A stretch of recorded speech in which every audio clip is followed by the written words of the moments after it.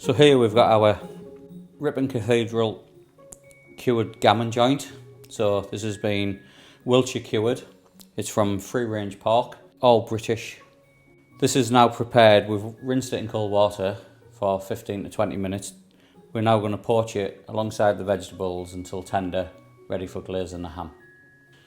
So here's our aromatic vegetables prepared for our Christmas ham.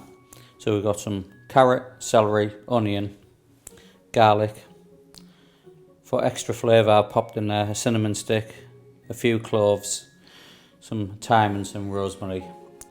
Okay, so here we've got our ham ready for cooking. So it's really important that the water's clean and fresh. So the best way to do that is soak it for 15-20 minutes and then just run cold fresh water over it until the water runs clean. What we're going to do now is bring this to the boil, give it a little skim to take away any impurities, and then at that point we'll add our vegetables to give the joint a natural sweetness and aroma. We'll then simmer it for 3 to 3.5 hours until it's tender to touch and cool it down in its own stock.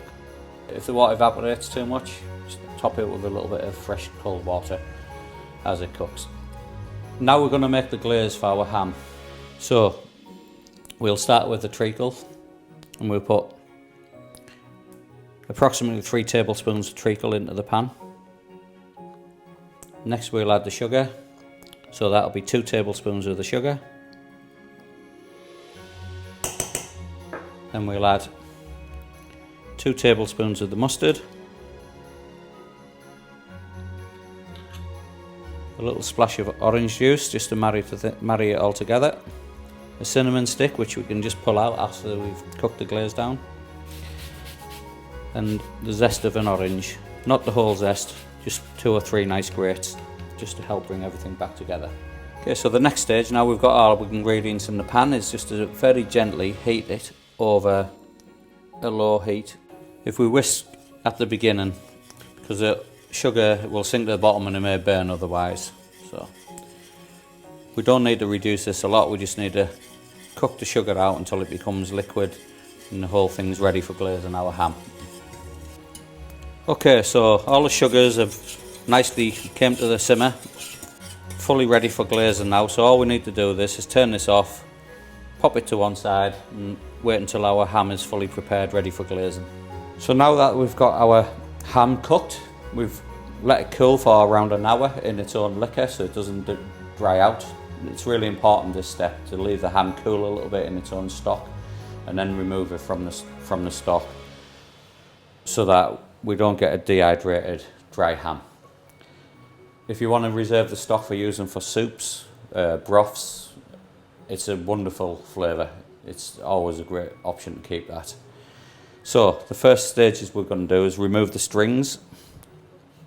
We just carefully snip them where the knot's tied, and then we can just gently remove them. Our next stage is to carefully remove the skin away from the fat, so the rind. So what we're going to do is just take a small paring knife and just simply peel it back away, leaving as much of the fat intact as we can, because the fat's going to help protect the ham when we rebake it with the glaze on. Now that we've removed the skin and left the fat intact, we're just going to decorate the ham. So first off, we're just going to score it right across through the fat but not into the meat. Once we've scored it that way, we'll go back across the other way so we can create a nice pattern. Then the next stage, what we're going to do is apply our glaze. So this is our treacle and muscovado glaze. That's got some English mustard and scented with orange and cinnamon. Next stage, which is optional, is if we wanted to go in between each diagonal just with a nice clove, which adds a lovely Christmas aroma to the whole ham. So now the ham's ready for the oven. So 200 degrees centigrade fan, 220 no fan. We're going to pop in 15 minutes, but please keep a close eye on it because it is a sugar based glaze and it can turn quite quickly. So it's been 15 minutes The ham's got a nice glaze on it. What we're going to do is apply some more of the glaze and rebake it for another 12 to 15 minutes. So as we can see, the ham's coming along lovely now. I'm just going to use some of the juices from the bottom of the pan to dab back over. Then final couple of minutes and then we're ready. So here we have our treacle, muscovada and orange glazed ham.